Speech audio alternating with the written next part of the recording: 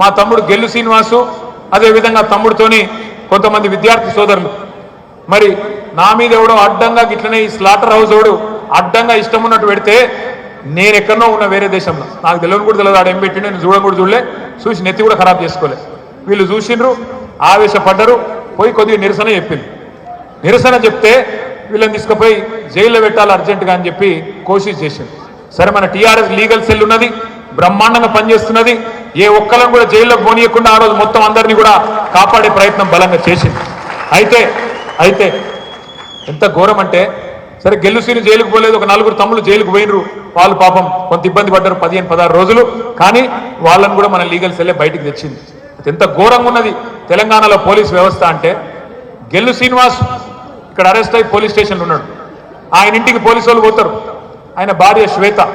ఆ అమ్మాయి ఇంట్లో ఉంటే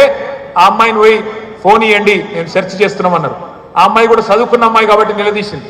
ఏ సెక్షన్ కింద అడుగుతున్నావు ఫోను ఎందుకు ఇవ్వాలి